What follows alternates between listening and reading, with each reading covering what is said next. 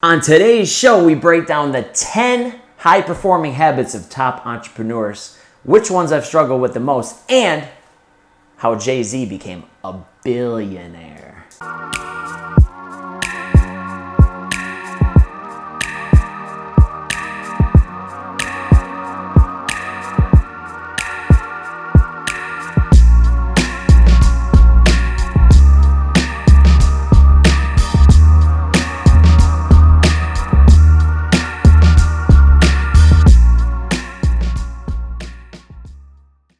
Hello everyone, welcome to the Top Line Entrepreneur. It is Tuesday, where every day we bring you top tricks and tips and strategies to become the best entrepreneur that you can possibly be and take your entrepreneurial game to the top. Again, this isn't just pertaining to entrepreneurs, but it could be intrapreneurs, people who work inside of an organization, people like the Britster and the Blakester who are in here right now, who oftentimes have to act and perform like an entrepreneur in some of their duties here at the Top Shop.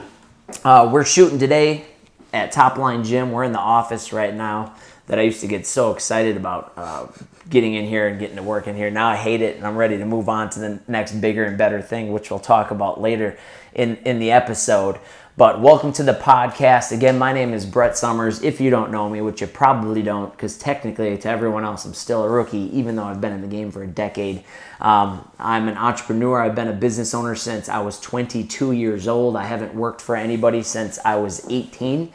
And I've been starting businesses and growing businesses since I was just a young rookie in college, during my 5th year in college, which we might even talk about college a little bit later in this episode. But thank you for tuning into the podcast or YouTube or Facebook or wherever you're at. Again, my intention of any video that I ever do is to give you my best stuff, to give you everything that I know for free. So I can't really sell ebooks and little online products for $37.99 because I'm giving you everything I've got as it is. So I can't really do the whole ebook deal anymore. I did have an ebook once, Raw Strength Accessory Work, for all you guys out there who bought that one back in 2012. Good book. But today is an important episode. Before we get into it, I want to thank our sponsor, L&Co Styling Salon in Thiensville, Wisconsin, the best hair salon in the country, in the world, I would have to say. People are waving the white flags. Salons are going out of business. Michelle Sonor is the owner and founder of L&Co, and she is taking over the industry. And not just for the hair side of things, but also for the education side of things, for stylists who want to grow, be creative, and take their styling game to the top. And some of these things that you hear in this episode of the podcast will also help anybody in any business, including people in the service industry, including people in sales, and including people in the sports arena, especially because that's what we specialize in. So today, we're going to break down the top 10 things that can make you a high-performing entrepreneur. Now, these are all really simple things. And I got an apple on my desk today to kind of signify how simple these things are. It's kind of as simple as an apple a day. But if you're not aware of them, if you're not thinking about them, you'll probably mess up and screw up much like I did. And again, I'm trying to give you my best stuff. I'm trying to get you to avoid being a rookie. I'm trying to get you to avoid doing things and making rookie mistakes like I had to make because I, A, didn't seek out mentors when I first started, and B, podcasts and YouTube videos like this were not quite the normal thing. I was making videos, but not everyone else was, so it was hard for me to get information from high entrepreneurs like Gary Vee, who was still doing Wine Library at the time when I first started, or Grant Cardone. I think he was still more 2X than 10X at the time. I don't think he was doing as much in 2008 or 9 when I first started. So you guys have the benefit to pass up all those things. So let's get into it. I'm going to break down these 10 things, and there are a few I want to kind of examine a little bit further so you can break them down to help you out. 10 habits of high-performing entrepreneurs. They think differently. Number one, they think differently. And that kind of goes without saying, but to be an entrepreneur, you have to be a little crazy. You have to be a little bit of a freak, kind of a weirdo, a control freak, or someone who thinks that that everything that's being done out there is not being done to its best of its ability. Again, that kind of goes into number two. They always think that they can do something better. Entrepreneurs always look at things and want to iterate on them, or they want to give their own perspective of them or try and make them a little bit better. You see that with Jeff Bezos. He started as a small little organization selling, what was he selling, books or shoes? Amazon. It was one of the two. Maybe Zappos was shoes. I think he was selling books. And then he proceeded to sell the next thing and the next thing and the next thing. Now he's a billionaire. Everybody thinks he's smart, but it was because of his creative mind and always looking at things and thinking, how can we do it a little bit better? Just like today on this video, we looked at yesterday, we assessed how we were uploading these and how we were going into distribution mode on this as far as the social media side.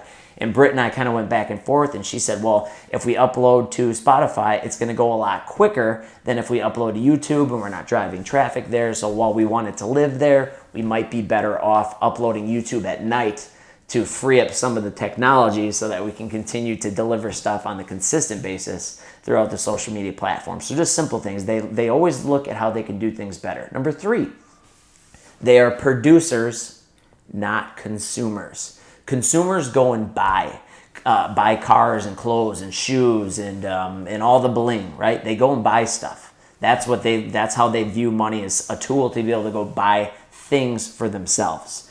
Okay? They go on social media and they're looking, maybe watching a video like this. They're not trying to learn and grow from it. They're just consuming it passively. It's like watching a Netflix series. They're just consuming and consuming. They're entertaining. And I learned very early, it was 2009, and my mom bought me a Success magazine, and in there was a CD. And on that CD, it said that you have to change your E to E ratio. Education versus entertainment. And the education versus entertainment. Education is learning, it is producing, it is giving you information to where you can go produce more. Now, the other E, which is entertainment, is watch TV show, listen to music, go to the football game, listen to the football banter at work. That's entertainment. It was Brian Tracy who said that you have to switch that ratio, flip it. You have to go and educate yourself and listen to things that are going to be uplifting and educating and grow your mind and grow your thought process if you really want to be a high-performing entrepreneur, which I think if you're listening to this, you probably do. And even if you're not an entrepreneur, you want to be productive. And to be productive, you can't be consuming all day. You have to be educating and then producing with that education you get. Now, the next one is, number 4, they enjoy failure. And I put in parentheses on that one. In some sick, weird way, they kind of enjoy failing because it means that they're pushing the envelope a little bit. Regular rookies out there, they don't fail often. If you go ask somebody who's living kind of a normal, complacent life, or even an entrepreneur who's just been following the status quo for a while, you say, what was your most recent failure? Me and Blake. Blake's in here today, head coach of the Top Line 7-on-7. Me and this dude failed countless times just this year alone, but we also succeeded throughout the failures, and we continue to succeed and we continue to fail, right? So number 4 is they enjoy failure in some sick, weird way. Number 5, they know their numbers. Entrepreneurs know their numbers, and if they don't necessarily have the time to know them anymore, they have the intelligence to hire someone else who can know them inside and out and be able to relay that information to them in a profit loss statement, in a daily update on their accounts, so they know how much cash flow they have, how much leverage they have with the bank, and how much they can inject back into their business and marketing in different tools and equipment and vehicles and things of those things, and employees to where they can grow. Britt was like, yeah, employees, stack that money up. So you got to know your numbers. Number 6, and we're cruising through these, they are constantly developing their leadership skills. Anybody who is an entrepreneur, that title, entrepreneur, like even the name of this, I only use it because everyone thinks entrepreneur is cool. Because it's stupid. Like, it's stupid. Entrepreneur means nothing anymore because everybody thinks they can get in the game. And while I respect it because that's what I am, I think it's more of a leadership thing. A true entrepreneur is a leader. They build up a team. They grow. They do bigger and better things.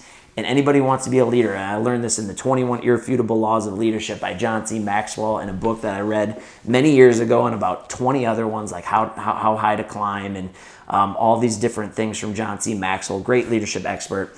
is you should always be trying to raise up other people. You always need to bring up your leadership skills so that you can grow your organization, so you can grow yourself, and you can grow the people around you. Like I want Blake and I want Britt and I want anyone else who comes onto this team to freaking grow as individuals. And I hope that they can see that. Do you guys ever see that? Or are you like, this guy? All the time. Okay. So I like that. Me and Britt Friday, we shot a video, and right after the video, we went on like a 45-minute. Easily. Kind of like more. Rant. We were just talking about some things you could do, right? Oh, yeah. That's good stuff. And that's important. And then they know you're with them. You want them to grow. Number 7, this one's got a few things in it, but they have self-discipline, okay? And this is where a lot of the young entrepreneurs fall short, and we'll go into that in a minute, is they wake up early, they go to sleep early, they know what their objectives are for the next day, they have a plan and a game plan for what they're going to execute, they show up early, they're prepared when they do show up, they're preparing things, they know how things should look, right? We just spent 6-10 extra minutes setting the camera up right here because I had tried an angle that I liked before, and then maybe the person that you're working with didn't see it, so you have the self-discipline to go do the work so that you can be prepared when you come in and know what you actually want to get out of it, what works and what doesn't. Basically, you've got your you-know-what together. And every entrepreneur, everybody who considers themselves an entrepreneur or leader, you got to have your stuff together before you can lead anybody else. And I think that's the hardest part of leadership, is having your own game together before you get into it. 100%. Again, number 8 now, we're going into the next one. They know their vision for their organization, and they know which road they have to take to get them there.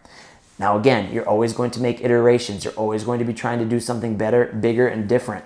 But what happens is you have to have a path that you're going down so that even if the path gets a little rocky, you know how you can make the adjustment and then get back on that path. So every entrepreneur has to have an idea and a concept that they're sticking with. You can't always be chasing this or chasing that or chasing the next thing. You have to know what road you're going down and be very detailed about it.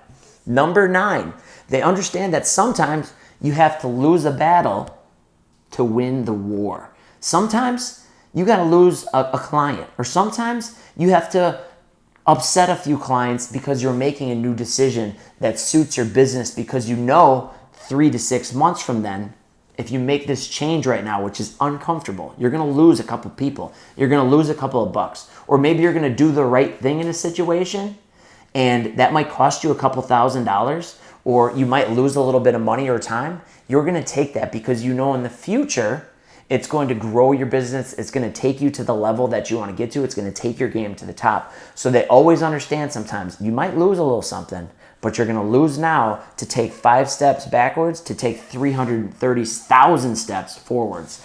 And that's something I did over the last few months too. I had some uncomfortable stuff I had to deal with and take care of. But now we've put ourselves in a position, I would say, of mass destruction. So be on the lookout for a lot of stuff coming our way because of a few strategic decisions. And number 10, this is a big one. They're always expanding. While we're not chasing all sorts of different things, we know the road we're going down. We want to make that a big road. We want to make that a California highway. We want 6-7 lanes, baby. We want to be rolling deep. When I say Blake and Britt, I really like to say Blake and Britt and Danny and John and Phil. I'd like to say like 80 people. Right? And I want them all thriving and flourishing. And we found out we're doing so much sometimes it's like, dang, it's a lot of stuff we got going on. So every entrepreneur needs to expand and think beyond what they're doing. And now here, let me tell you which ones I struggle with most. Number 4 and number 9. Number 4 is they enjoy failure in some sick, weird way. And number 9 is they understand sometimes they have to lose the battle to win the war. Now, I'm 33. I started this when I was 22. So a little bit over a decade. And those were the things I struggle with most, is because I'm a young guy. I want to win. I'm an athlete. I'm a Division I athlete. I'm a college baseball player. I'm a strength athlete. I lift. I'm strong. I always want to win. But sometimes you have to have that long-term patience to understand that I'm going to try some things and I'm going to fail. I'm going to try some things, they're not going to work out. And I opened a supplement business. And while it didn't fail, it didn't make necessarily the millions of dollars that everything I thought, was going to be just the biggest thing ever, right? Now I coach I'm doing a baseball program where I'm coaching baseball skill work. It's not the gym anymore. I'm doing baseball stuff. I've got batting cages. I'm doing the whole 9. I've tried to do all sorts of different businesses. I was part of a trucking company, a 4x4 trucking company. I thought, okay, I'm going to take this over. I'm going to blow it up. A little bit out of my wheelhouse. So again, understanding though, if I understood going into it, this may fail, but it's all good. I'm just going to get everything I got. I could have handled it better. I could have approached it better and had a better strategy. Number 7. Again, thank you guys for joining the podcast. I feel like I'm cruising through this pretty quickly.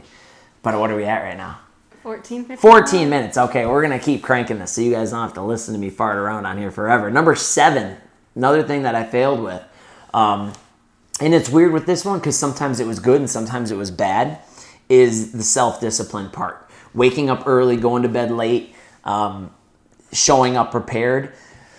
I think that I struggle with that, and when I assess myself, I know that when I'm on point with that, I'm feeling good, I know I'm living up to my potential, and I'm actually getting to the point where sometimes I'm like, at the end of the day, me and Britt talk about, sometimes at the end of the day, I'm looking around, and I don't even know what I just did because I did so much. And then there are other days where, because of those other days, because I'm not planning it out, I might try and do that to where I wake up early. I used to wake up at 3 a.m. before I wanted to knock the wall out and expand my business from 2,400 square feet to 6,000 square feet. I would wake up at 3 a.m. I would work 24 hours straight till I couldn't even think straight anymore. And I would usually stay up till about 12:31, and then I'd be back up again by 3. Unsustainable, right? I listened to too much E.T. where he would say it was sleep is for suckers. So I was like, sleep, I don't need it. And then I realized the cold hard truth. You need sleep. You need to take care of your body. And as a fitness professional, I teach other people they need 7 or 8 hours to limit injuries. I did get injuries from trying to deadlift. I tried to rack pull 525 pounds at 4 in the morning. Oh, jeez. Because I watched that The Rock's up clanging and banging at 4:30, not realizing that The Rock's probably running a little extra juice in the system so he can get away with some things that I can't get away with. Shout out to The Rock. I love The Rock. It doesn't matter if he's using hard. We know it. Dude's all jacked up, man. You can just tell. Go look at some Rock pictures from 2004 and then look at The Rock now. It doesn't usually happen that way when you're 47, 46. Shout outs to The Rock, though. You got to love the dude. Guy works hard. A little extra help, but he works hard. Now, let me get into this. I think this is important because we're talking about the 10 habits of high-performing entrepreneurs. What did Jay-Z do differently than everybody else? You guys know. They're acting like they don't know, but I just told them. What did he do differently than everybody else to become a billionaire? Or what did he do that set him apart? What do you guys think? And what do you guys think out there listening to the podcast? Whatever just came to your mind. Some of you might have it right, some of you guys might have it wrong. What he did differently and what he did the right way is he stopped being the talent and he became the entrepreneur. Jay-Z didn't become a billionaire because he was dropping Big Pimpin' every other week or whatever song he was dropping with Justin Timberlake. What was that one? I really like that one. Suit and Tie? That's a good song. Like if you're getting dressed up and ready to go out. But Suit and Tie and Big Pimpin' was not what got Jay-Z to become a billionaire. Jay-Z used that first part of his career to build up some money, to build up some influence, to build up the network, to build up the relationships. And then he leveraged all of that into multiple businesses, into, again, continuing to grow that network and continuing to grow his influence with people and his respect through people. And that's where you see a lot of rappers. They don't understand that they're in the game now rapping, but, like Chief Keef, you can't be out there taking people out when you're 50 years old. At a certain Snoop Dogg I think, Snoop Dogg came in hard and then eventually he had to kind of soften up and all of a sudden it was like the dance songs and all that kind of stuff. But at first it was, murder was the case that they gave me. You can't do that when you're 50 or 60. You start to lose that gangster. When you can only braid like one piece of hair right here and it's pulled back to here, or guys like me, you can only stay gangster for so long. So Jay-Z became a billionaire. These guys are laughing. It's true. Like, you know what I mean? You can't be trying, you only got a certain amount of time you can be hard to be that hard, right? Unless you're like The Rock. Now, he keeps his youth through the fountain of youth that he's sipping on or whatever it is that he's got really going on. You can keep that for a while, but at a certain point, you got to get smart. So, Jay-Z became an entrepreneur. He leveraged that. He took some of those. I'm sure he's doing all those things in there, and I'm sure even Jay-Z struggles with something on that list. And what Jay-Z will do differently than what I did over the last 10 years is I would always try and fix some of those things that I was weak at. Year 9, 8, 9, 10, I started to realize if I can hire people, if I can bring people around me who are really good at the things that I suck at, which is a lot. I'm terrible at a lot of things. And I even just need people to be around me to be realistic sometimes because I'm very, very, very unrealistic. I'm a little crazy. I'm a little out there. I think everything's possible. I think everything can be done in 5 minutes, right? Oh, Remember? yeah. Everything. Wouldn't you agree? What would you say that I'm super unrealistic with? Just about everything or time? Everything. Or Time. expectations? Yeah. You're a little crazy. Right. So, but you got to know, you got to be self-aware. That's another important thing. It is another habit. I should have had that on there, self-awareness. You got to know who you are. You got to know where your weaknesses are. You've got to know where your blind spots are. And you have to change your thinking. So what I'm doing now is if I'm this apple and this is my thinking, what's inside of this apple right here, if I'm in my head all the time and I don't pull myself out and look at myself, now I pull myself out and I go, dude, you got to calm down. Yeah. You got to relax. You can't possibly think. I'll still think that big, but I'll also have that knowledge now, that higher level of thinking that everything that's in this little brain of mine is not always possible. But I think it's a double-edged sword. I think it's like, you ever listen to Gary Vaynerchuk? He's like a walking, talking contradiction. He goes, I don't care about what anyone says about me. And then the very next sentence in the book will be, I care massively about what everyone thinks about me. And I think you have to have that kind of that back and forth ebb and flow, that double-edged sword of caring and not caring, or thinking crazy and then also having that reality and making decisions based in reality and believability rather than just being pie in the sky. So now I want to open it up to some questions from the guys that are in the office, or from the squad that's in the office. I call everyone guys. So we got gals, guys, women, men, whatever you'd like to call them. Don't get mad at me. What questions would you guys have about becoming a entrepreneur? Get this dude a mic. He's about to speak out without a mic. So what do we got, Blakester?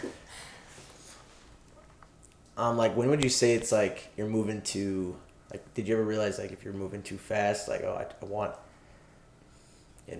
this, that, and this right away, when it wasn't, like, realistic, Yeah. Moving too fast. See, that's the double-edged sword, because I feel like you need to be moving fast. Yeah. I feel like you need to be moving. And I think that's the reason why I'm in business 10 years later, is because I would make adjustments quickly. I'd get popped in the face. Mm-hmm. And instead of just laying down for the 10 count, I'd get back up quick, but I'd be dazed. You know what I mean? So I think you need to move fast, but you need to have that understanding that while you're moving fast, you're going to screw up like we did. Yeah. And then what do? We didn't screw up and then go lick our wounds for a month. Yeah. We screwed up. We messed up. We're like, this isn't working. And I'm like, we just need to do more. Mm-hmm. We need to put more wood in the fire as far as speed is concerned. And if you can have a team around you, you can move fast, because when you get all these balls up in the air, then other people are there to catch them.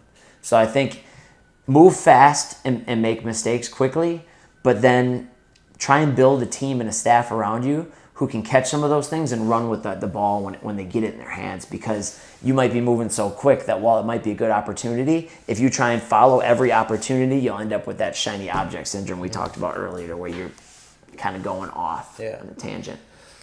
So for, like, young entrepreneurs, good questions from the Blakes there. Who was, like, your very first guy that you're like, yep, this guy's got it, I want to do or think like he does? It wasn't anybody in the fitness gym space, I want to be a personal trainer, but I quickly realized if you want to be a successful entrepreneur, you have to follow business people. And I go back to that time where my mom gave me the Success CD, and I tell Britt about this all the time. I listened to the Success audio. Darren Hardy was the guy who was introducing it. And I love Darren Hardy. And he was interviewing all these he was doing what we're doing right now, but with people who had achieved massive, massive success. And it was Chet Holmes and Brian Tracy on that first audio, and then Darren Hardy himself speaking. And I learned so much from those guys. I listened to that over and over and over. It was talking about unique selling propositions and knowing the psycho and all the psycho and dynamics of your future client that you wanted to get, and who your ideal buyers were. So they were talking about the Dream 50 strategy. You find who your 50 biggest, we did this. Yeah. Who are you targeting? What do they like? What do they need? How can you speak to them? And how can you market to them? And that's just what I went after. So it was people like that. Gary Vaynerchuk had the book, Crush It. So he had the book, Crush It, and we're talking like 2008, 2009. So that's where I started shooting all the YouTube videos and the bench press video and the car buffer video and the flip stuff. So we've got this all documented since 2008. Because when I read it and I read that book, it was like you can do what you want to do and make a successful life out of it, but you're gonna have to. It's gonna suck for quite a while. And I just bought into it. I just bought into the whole concept. It just seemed easy, and that's what the way things were going. It was 2008. The market was at its worst ever. We're going into like this deep depression around here in the country. There's no money. There's no lending. There's nothing's going on, but the internet's coming out. Yeah. So I'm like, if I can do Facebook and MySpace and all this stuff, and the business just went from there. So MySpace, man. Get that back. It's when you're old. It's when you're old. Any other questions, or you got Britster up? Britt, you got it. Britt, what do we got, Britt? Britt's got a question. So when you throw it back all the way to when you were like 18, 19, 20, 21, you said you started it when you were 22. Did you always have a vision of what you wanted to do? You might as well just take out like 19, 20, 21, 20, 22. In that frame from 19 to 22, I fell in love with getting big and being in the gym. It was for my sport. It was to become the best athlete that I could. And then it was 50% that, and it was 50% ego and insecurity. Okay? Now, in between that phase from about 18 to about 22, I went through some of the biggest, craziest changes in my family life and some really, really hard stuff. And I was put in a position where I was forced into a position where I had to literally go from the age of like 21 to when I turned 22, I was a man, like the man. And I had a lot of responsibility and weight and pressure that I wouldn't wish on anybody. And that forced me from there. I couldn't think like a kid anymore. I couldn't think like an idiot anymore. And I honestly kind of take 21, from the time I was a young kid to 21, I was an idiot. I wasn't the way I wanted to be. I wasn't an entrepreneur. I didn't always know what I wanted. I didn't always know those things. I'm grateful that God kind of put me in that situation where I had to man up. And I feel like God, because I'm a religious dude, and some of you guys don't like it, they will someday. You'll get to it. I feel like God, Jesus, kind of led me down the path that I would end up being on. And if you saw it from my perspective and looked at it in hindsight, you might go, yeah, man, some of those things kind of lined up a little too weird to kind of, Be true, to just be it definitely wasn't my work, if I put it that way. But I was led down that path, and all these things lined up to kind of get me to where I was. So it wasn't always entrepreneur, but I had to go through something really hard to be able to bone up and do it. And I think a lot of people out there can relate to that, put in that position. No other questions? Nothing for me. Nothing else from the Britster. If you guys have any questions out there in podcasts, YouTube, Facebook land, I'd love to help you. I hope you got to know me a little bit better, where my thinking is and what I think would help you guys out as entrepreneurs. I will be interviewing quite a few entrepreneurs for this show via video teleconference. You don't have to live here, so be on the lookout for that. If you are interested in being on here, reach out. We would love to talk with you and get different insights from different entrepreneurs. And you don't have to be a Fortune 500 guy or gal either. We just want to get people who are like-minded thinkers into a creative environment to where we can kind of spill some of those strategies and secrets and give your best stuff. Give your real stuff. Don't give the fake stuff. People can tell. Do you guys think I come across as real or fake in these? For real. No, tell the truth. No, for real. Okay, because I'm hoping. For real, I'm hoping. Yeah, I mean, you can tell when someone's being fake. You can tell when somebody's putting on a show. I want to be, have some energy to it. But at the end of the day, you got to keep it real, and that's what we're hoping any guest does on the show. Again, my name is Brett Summers. I am the head strength and conditioning coach and business owner here at the Top Shop in Glendale, Wisconsin. But without the team and the people here and the members and the wonderful relationships I have, I would just be some scrub with no hair and a good set of legs. I've got some strong legs. That's about all I got. But outside of that, I'm just an old fart now trying to make it in the game and help people out. So if you guys need anything, hit us up. Let us know. We're at Topline Gym on Instagram. I'm at Mr. Brett Summers on Instagram. We might even change that because the following count just not where it should be. Should be a lot, but we got to offer more value to get it up. Remember, guys, all these things to be a top entrepreneur, to be a top entrepreneur, simple as an apple a day. Eat your apple, get your top 10 things done, work on those things, and if you struggle with them in the beginning, be patient with yourself, because it's a long game that we're playing here. And if you're 20, don't force things. Let things roll out smoothly. You don't need to have the whole world figured out. Even 24 or 25, you're still a rookie. We'll see you guys soon. Thanks for tuning in, and be sure to share this with your friends who might also be interested in the Top Line Entrepreneur podcast. Hey, before you guys click off the video, before you tune out, make sure that you guys go to toplinegym.com. If you're in Milwaukee, Wisconsin, you need to get in shape, you need to get training, go to toplinegym.com. Take our $29 challenge, or if you're feeling really frisky, you could sign up for my $2,000 a month private training package so I can get you dialed in, just like the wristband says right here at the old Top Shop. And if you're just clicking around on YouTube and stumbled across this video, check out some of the other ones. We got football training, we got athlete training, we've got personal training, and we got a lot of other shows coming your way. Thanks for tuning in, and be sure to give us a follow on some of our other social media. What side are you going to put this on? Some of our other social media